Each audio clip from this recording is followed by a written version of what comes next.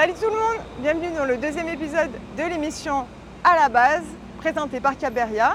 Aujourd'hui on reçoit Marlène Asson de l'entreprise Prenez les manettes et aussi membre du collectif La Fabrique Média.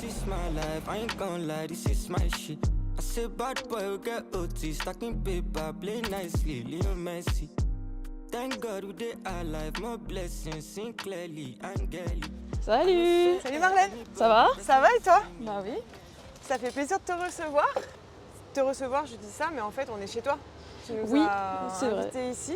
Bon déjà je vais rappeler un petit peu le concept de l'émission. Allez. On est dans l'émission À la base, qui retrace un petit peu le parcours de nos invités. Et tu vas nous expliquer ce qui t'a poussé un petit peu à faire tes choix de vie. Ouais, ça marche. De quoi tu es partie, ton adolescence et aujourd'hui ce que tu fais. Du coup, tu t'appelles Marlène Asson, Ouais. C'est comme ça qu'on le dit. Tout à fait. Et donc, tu es née en 93 à la Nouvelle-Orléans. Non, à Orléans, juste à Orléans.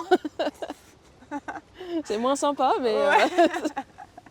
Mais bon, c'est pas grave. Et donc, tu es restée jusqu'à quel âge là-bas? Jusqu'aux études, jusqu'à 18 ans. Et après, je suis partie à Paris pour les études. Puis le collège, tu savais ce que tu voulais faire ou tu avais même des rêves quand tu étais petite? Ça dépend de l'âge. Quand j'étais vraiment petite, comme beaucoup de gens de mon âge, je voulais être paléontologue. Parce que je suis née l'année de la sortie de Jurassic Park. Ah ouais. Donc forcément, j'ai grandi avec les dinosaures. Après, ça a basculé à archéologue avec la phase Égypte, comme beaucoup d'enfants. Après, il y a eu champion de BMX. Donc beaucoup de astronautes. Et après, non, j'ai pas... Champion de BMX, ça n'a rien à voir quand même. Oui, c'est ça, mais c'est pas rider de BMX, quoi, c'est champion. Ah oui. Voilà, c'est direct. Et ça, c'est à cause d'une kermesse où il y avait des BMX. Mais non, j'ai pas du tout su ce que je voulais faire plus tard. J'avais on va dire le problème du luxe de j'étais bonne dans la plupart des matières et donc du coup, je savais pas du tout comment m'orienter. Et ça m'a duré même encore maintenant. Donc je suis allée... sur le conseil de ma mère, c'était puisque tu peux tout faire et que tu ne sais pas encore quoi faire, fais le meilleur que tu puisses faire, le meilleur collège, la meilleure section au lycée et la meilleure fac possible. Et ça t'ouvrira des portes quand tu trouveras ce que tu veux faire. Voilà. Et du coup, comment tu es arrivée à Grenoble?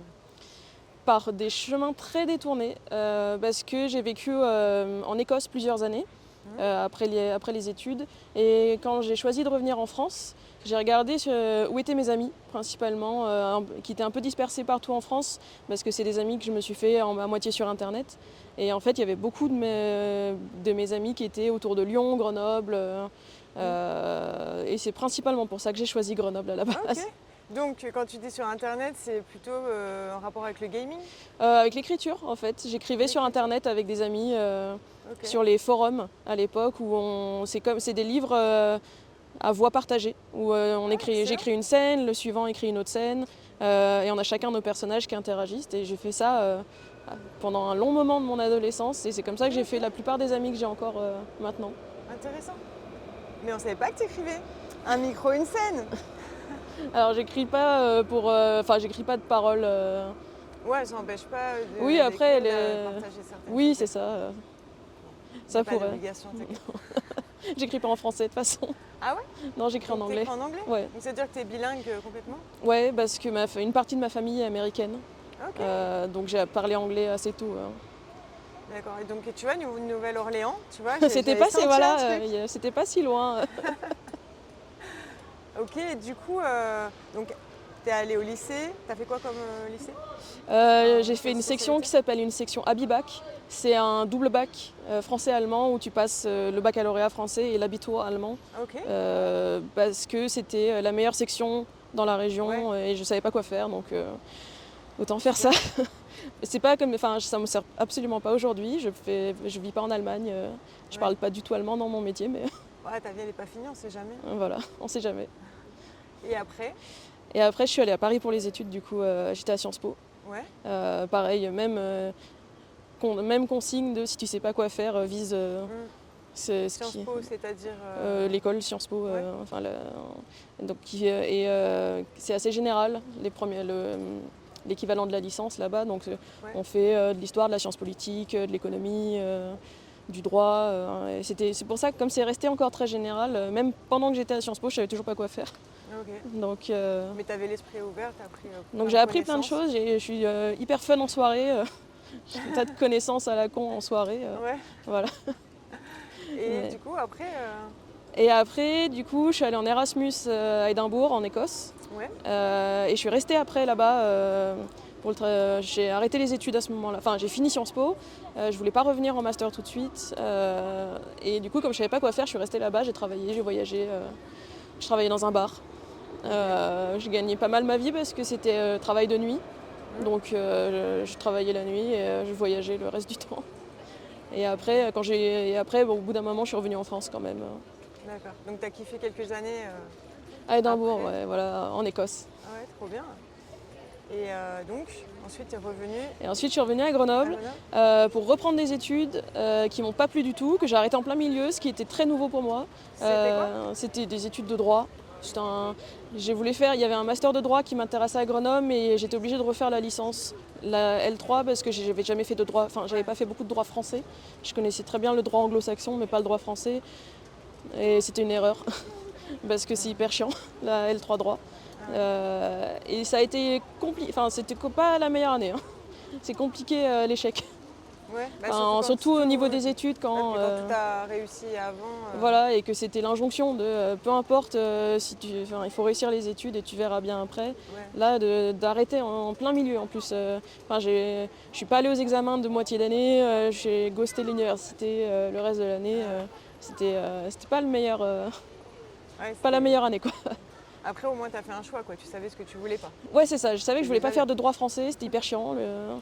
Et après bah, du coup j'ai travaillé quelques années jusqu'à retourner dans les études ici du coup. C'est pour Ouais. ça tout le chemin un peu détourné. Voilà, bah, du coup, pourquoi on est là? Donc, on est à Échirolles sur la place. C'est ça. Comment ça s'appelle déjà cette C'est place? la place des 5 fontaines, Ah oui. parce que tu as justement 5 fontaines. Ouais. Et le bâtiment qui est derrière nous, c'est l'Institut de la communication et des médias. C'est un des campus délocalisés de l'Université Grenoble-Alpes. Et c'est là que j'ai fait mon master en 2018, en reprenant les études après avoir fait plusieurs jobs là-dessus. Et c'est ce qui a finalement un peu cristallisé là où j'en suis maintenant. Même si, ironiquement, j'ai fait un master de communication et je ne fais toujours pas de communication aujourd'hui. Un, Mais- un petit peu quand même. Mais Oui, c'est si, pas le cœur de ton métier. Non, c'est ça. Et alors, du coup, qu'est-ce que tu fais aujourd'hui? Et aujourd'hui, je suis indépendante. Ça fait plusieurs années que je travaille dans la médiation et l'éducation aux médias. Ça fait 5-6 ans que je fais de l'éducation aux médias, donc ça veut dire des ateliers et des formations pour apprendre aux gens à créer des médias, parce que c'est en créant qu'on apprend aussi comment ça fonctionne. Donc pendant 5 ans, j'ai fait plutôt éducation aux médias purs, donc tout ce qui est création de vidéos, de courts-métrages ou podcasts ou médias presse. Et petit à petit, je me suis spécialisée et depuis 2024, je fais de la médiation culturelle du jeu vidéo avec mon entreprise qui s'appelle Prenez les manettes. Où là, pareil, on joue, on crée, on parle de jeux vidéo pour justement ouvrir un peu, désenclaver un peu les clichés sur le sujet. Et, ouais. Et tu fais partie de la Fabrique Média, qui est un collectif. Oui, la Fabrique Média, du coup, c'est un collectif d'intervenantes en éducation aux médias. C'est par là que j'ai commencé, avec du coup un collectif qui est créé par Laura Schlenker, avec qui j'avais travaillé avant dans une autre association, où on rassemble, du coup, on a des journalistes, des créatrices radio, des artistes plasticiennes, des vidéastes, et du coup, on propose tout un tas d'ateliers. Et je travaille encore avec la Fabrique Média aujourd'hui, tout en développant de l'autre côté Prenez les manettes. C'est comme ça qu'on t'a rencontré, donc tu es à la capsule. Oui, tout à Tu es fait. arrivé avec la Fabrique Média. C'est ça, avant même de créer Prenez les manettes. Donc Prenez les manettes est né vraiment à la oui, capsule. C'est vrai, oui. Et du coup, tu participes, tu interviens sur nos stages pass-test. Oui, avec tout à les fait. jeunes, Avec et les sur jeunes. la régalade soirée Voilà. de fin d'année où tu t'encadres le gaming. C'est ça. Je fournis le matériel et puis j'encadre un peu ce qui est possible de faire, ce qui n'est pas possible de faire. Puis tu leur as fait créer aussi des niveaux de jeux vidéo. De jeux vidéo, oui, c'est ça. L'atelier que je fais pour les pass-tests, c'est vraiment un atelier d'initiation où il y a des logiciels qui sont faits pour l'initiation à la création de jeux vidéo. On ne peut pas vraiment créer de vrais jeux dessus, mais c'est une version simplifiée des logiciels pro où on crée du coup des petits niveaux de jeux de plateforme, donc équivalent Mario, plateforme, monstre, récompense, en 2-3 heures. c'est ça? Ouais, 3 heures maximum. Ouais, 3, c'est ça. Et ça marche bien, ça, en général. Ouais, bah, en tout cas, ça leur plaît et puis ça leur permet aussi, comme tu dis, de voir l'envers du décor. Oui, c'est ça. Parce qu'en fait, il y a beaucoup de gens qui se doutent pas à quel point il y a des maths Mm. et de l'informatique quand on crée un jeu vidéo. Mm. Et après aussi, le fait de jouer ensemble, quand tout simplement on les réunit pour faire un tournoi de gaming ou autre, bah, ça crée du lien aussi entre eux. C'est ça. Comme tu dis, ça casse un peu les clichés sur le jeu vidéo De chacun devant le son... jeune qui est, C'est voilà, ça, dans le noir, isolé. dans sa chambre. C'est ça. Moi, c'est le but principalement quand je fais vraiment de l'atelier découverte. Il y a toujours cette volonté de jouer ensemble ou de se regarder jouer ou de discuter du jeu en cours, de montrer que c'est quand même un loisir qui, en plus, c'est un loisir qui à la base est collectif, le jeu vidéo, parce que le jeu vidéo à la base c'est des salles d'arcade. Donc c'est déjà un lieu extérieur dans lequel on va un loisir avec des copains avant d'aller dans les salons. C'était public en fait, le jeu vidéo. Vrai, ouais. Ça a commencé publiquement, quoi. Et ouais, dans les salles d'arcade. C'est ça. Il y en a une pas loin d'ailleurs. Oui. À côté là, dans le bowling. Ouais, elle est plutôt pas mal en plus. Ouais, tu vas, tu fréquentes les lieux comme ça Pas plus que le bowling, quoi. On fait un bowling peut-être tous les 3 ans. Okay. Pareil pour la salle d'arcade. Ça marche. Ça va ensemble en général. Quand tu étais à Sciences Po, est-ce que tu t'imaginais avoir une entreprise de gaming où tu démocratises le jeu vidéo? Il y avait déjà dans un coin de ta tête cette envie-là? Il y avait l'envie de faire quelque chose autour du jeu vidéo depuis longtemps parce que en plus mes amis proches à Sciences Po, il y en a une qui est partie vraiment dans le jeu vidéo en narrative design, donc vraiment en écriture dans le jeu vidéo. Donc il y a tu savais que ça faisait quand même partie de c'est tes ça, options. et c'est un peu, j'envie beaucoup son parcours parce que c'est un peu ce que j'aurais voulu faire et je n'ai pas j'ai pas pris les opportunités. Enfin, j'ai beaucoup de respect pour son parcours, qui est peut-être le parcours idéalisé que j'aurais voulu. J'aurais voulu à la base, moi, travailler dans le jeu vidéo, justement en écriture ou en gestion de projet, en production, vu que c'est là que sont principalement mes compétences. Et puis, j'ai jamais chercher où trouver l'opportunité et au final, comme j'ai toujours un peu travaillé dans la médiation, d'une manière ou d'une autre, en fait, dans la plupart de mes tafs, il y avait de la médiation. Là, ça fait 2-3 ans que j'ai trouvé ma place on va dire, pas dans l'industrie du jeu vidéo, mais en périphérie, à être là où je suis, je trouve, le plus compétente, c'est dans la médiation. La transmission. Et dans la transmission, c'est ça. Okay. Et j'ai fait mon deuil et du coup, j'ai fait la paix avec le fait de ne pas travailler dans l'industrie du jeu vidéo, alors que ça a été un peu un rêve pendant longtemps. Tu sais que tu es jeune, hein, tu peux... Oui, ça peut toujours arriver. Après, je suis pas nécessairement... c'est pas forcément, je le regrette pas forcément parce que l'industrie du jeu vidéo a ses propres problèmes. Et vu les problèmes qu'elle a maintenant, finalement, c'est pas plus mal. Ok, donc tu es bien là où tu es en ce moment? À part financièrement, comme beaucoup de gens. Voilà, je suis bien où je suis. C'est pour ça que je le fais pour l'instant. Parce qu'on va pas se mentir, c'est pas un métier qui rapporte. C'est pas. Je travaille que pour des établissements publics. Et donc du coup que sur indirectement ou directement des financements publics culturels qui sont en train de baisser en ce moment. Qui sont en train de baisser. Donc on verra. Je le vois pas en train de croître le métier. Je le fais tant que je peux, financièrement ou en termes d'opportunités si j'ai plus de clients. Et puis après je verrai. Ouais, puis tout est relatif. C'est pas beaucoup par rapport à ce que tu pourrais peut-être avec tes études. Il y en a qui gagnent la même chose en faisant des trucs moins sympas. Donc voilà, c'est ça. C'est ça. Il reste une part que j'essaie d'ignorer de moi j'ai fait tant de diplômes qui sont très bien, où la plupart de mes anciens collègues et amis maintenant gagnent. 3 fois plus que toi. Et puis dans des sphères de responsabilité ou dans des enjeux aussi.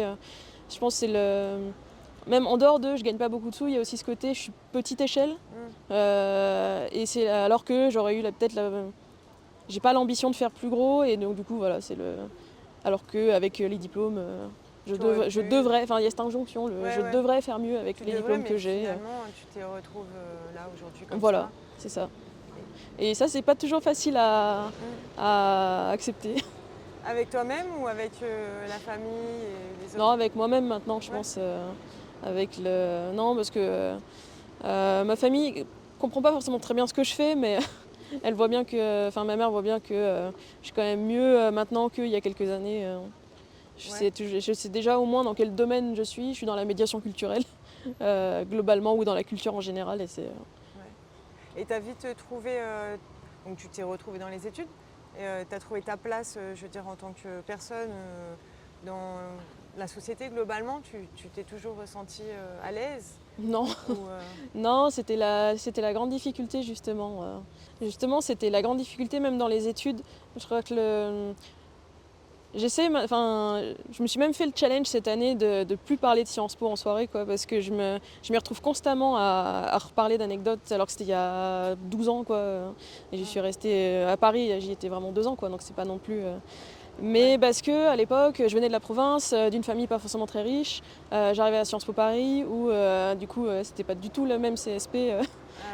Aucun de mes camarades, enfin on n'avait pas du tout les mêmes vécus, les mêmes ressources. Et pendant toutes mes études là-bas, il y avait quand même ce frein. Pas juste au niveau de la parce qu'ils étaient tous très gentils, hein, franchement. J'ai toujours été très bien accueillie, mais du coup, moi j'ai dû travailler à côté. Ça m'a freinée dans mes études, où je pouvais pas me permettre, où je pouvais pas aller au gala de fin d'année parce que ça coûtait 200 balles à Paris à l'époque. Donc ça, il y a toujours, j'ai jamais forcément. C'est peut-être ma faute, mais je me suis toujours, il y avait toujours un écart. tu te sentais un peu à part quand même. Voilà.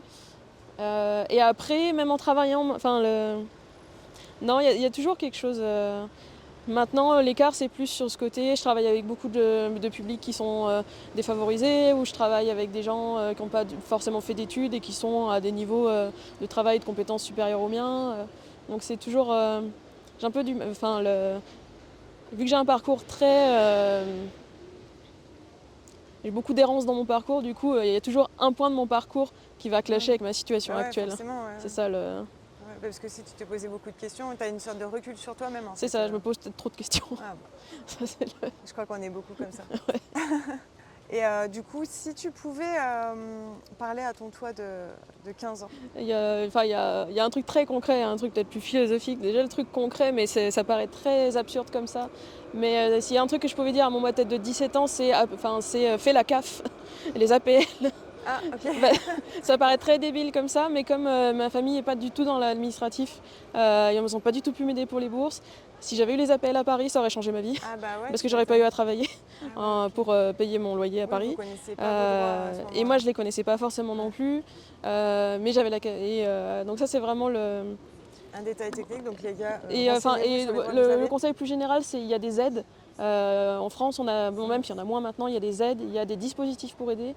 Je pense que je viens d'une famille qui est très autonome et qui refuse beaucoup les aides sociales ou les aides des amis.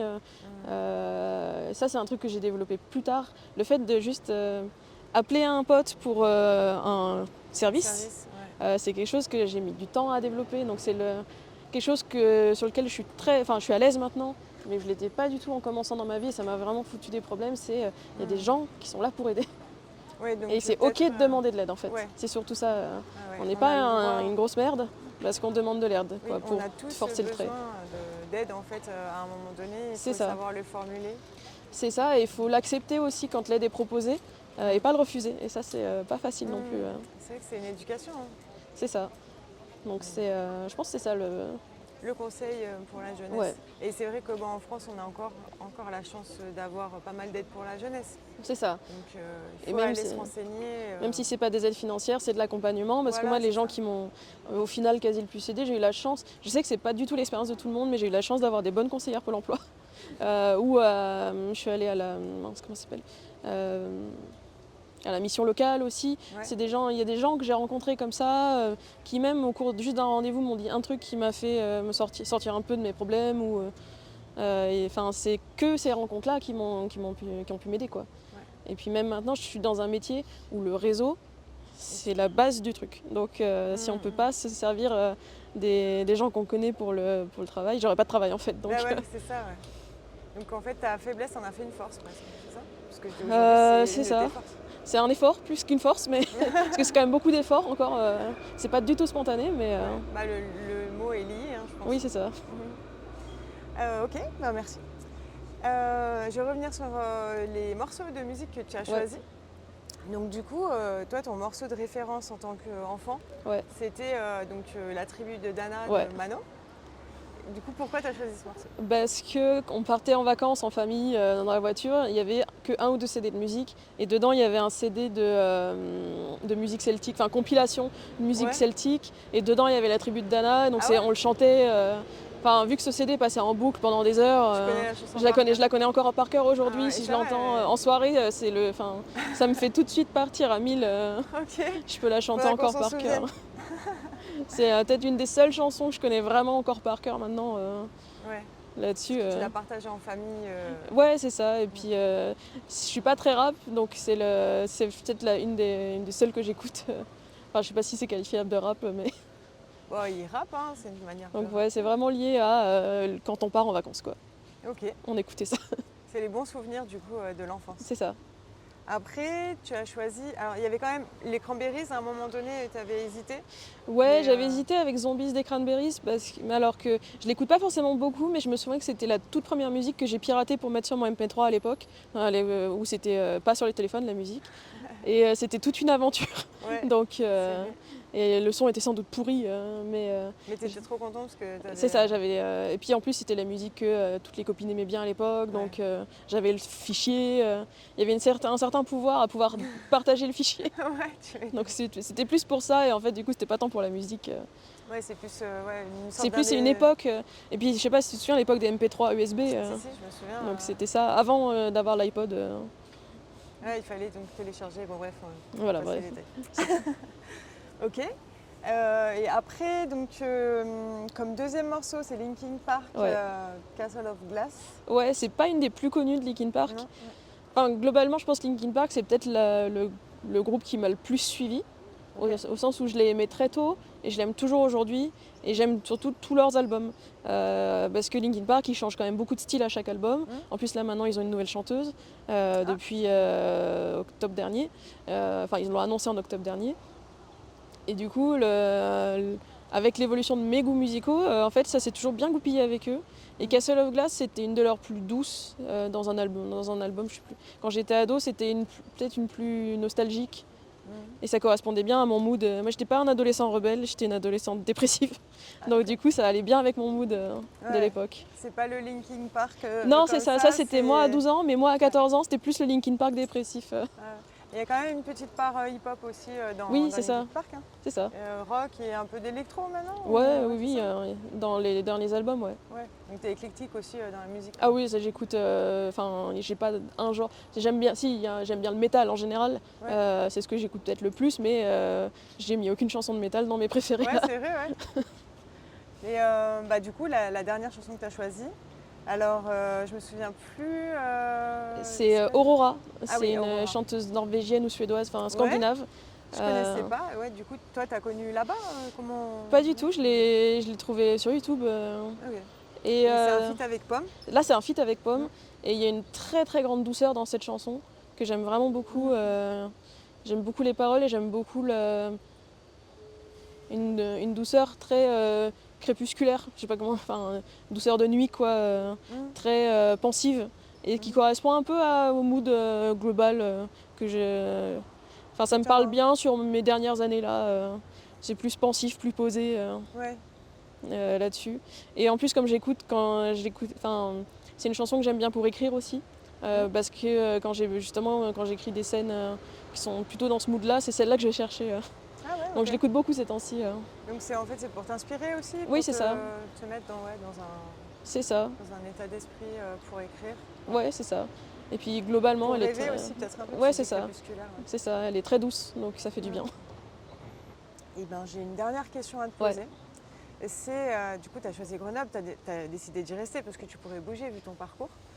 Qu'est-ce qui te plaît à Grenoble? Bon, là, on est à Échirolles, donc on va dire globalement sur Oui, sur la grenobloise. Qu'est-ce que j'aime? Le fait que ce soit. J'ai toujours vécu dans des villes qui sont très historiques, qui sont très vieilles, avec des vieux bâtiments, avec tout un historique. J'aime beaucoup le fait que Grenoble soit très jeune comme historique de ville. Je trouve qu'elle n'est pas ralentie du coup par son historique. Jeune. La ville en elle-même était construite dans les années 70, quoi. Enfin, le gros de la ville. Et il y a un patrimoine local. Il y a un patrimoine local, mais c'est pas comme Paris ou. C'est pas comme des grosses capitales qui sont vraiment, je trouve, enfermées par le patrimoine. Donc c'est une ville qui est très jeune, qui est très dynamique. Le fait qu'on soit dans les montagnes, moi je viens de Orléans, hein, donc c'est la plaine complète. Moi je trouvais ça formidablement exotique les montagnes en arrivant. Je m'en passe plus, enfin ça me manque quand je pars. Donc, comme une vraie grenobloise. Exactement, voilà. Pourtant je n'en donne pas autant que je devrais. Mais, mais c'est quand tu les as plus que tu te rends compte que c'est important. C'est ça. Et puis la raison principale pour laquelle je suis restée, c'est qu'il y a mes amis ici, j'ai trouvé mon conjoint ici, on s'est installés. Donc j'ai aussi. Et puis ça fait 10 ans que je suis là, cette année, justement. Bientôt là, en septembre, ça fera 10 ans. Donc c'est là où je suis restée le plus longtemps. C'était un peu la blague quand j'étais vraiment jeune, où j'avais une date de péremption de 2 ans sur un endroit, où je restais à un endroit 2 ans, je partais, je restais à un endroit 2 ans. Ça me parle. Voilà. Et là, t'as enfin trouvé. C'est ça, mais quand même de temps en temps une envie de bouger, qui est toujours là, un peu présente, mais sur laquelle je vais pas agir là. Où tu voyages, en tout cas en attendant. Voilà, c'est ça. En tout cas, je suis bien à Grenoble. Ça, c'est sûr. Sans indiscrétion, ton chéri, il est d'ici ou lui aussi Lui, à la base, il est drômois, donc c'est pas super loin non plus, pas loin de Montélimar. Et il est venu à Grenoble, pareil pour les études. Ouais, donc c'est quand même pas pareil, la Drôme et Grenoble, la ville, tu vois. Non, c'est ça. On est tous les deux pas de. Par les amis. L'ami que moi je connaissais d'internet, pour qui je suis venue à Grenoble, avait son cercle d'amis à Grenoble, auquel il m'a introduit, et dedans il y avait Geoffrey. Ok. Bon, intéressant. Merci. Merci à toi. Est-ce que tu as envie de rajouter quelque chose, de dire quelque chose sur ton parcours, sur là où tu es aujourd'hui, sur comment... Je pense que je suis bien l'exemple que les diplômes, c'est pas... je regarde absolument pas les diplômes que j'ai, mais en tout cas mon parcours professionnel n'a rien à voir avec mes diplômes. Et je pense que c'est un bon exemple du fait qu'on peut faire quand même que les diplômes ça fait pas du tout toute la vie. Oui, et qu'on peut faire surtout son parcours professionnel, on le fait principalement en travaillant. Marlène, merci beaucoup. Franchement, merci Fanny pour ton accueil et tes questions. Je t'en prie. Et ça sort bientôt sur les réseaux. N'hésitez pas à aller voir la version longue sur YouTube. Et on se revoit à la capsule. Et puis bonnes vacances. Toi aussi. Merci. Check. I know say anybody person will see me, now me I see. I be on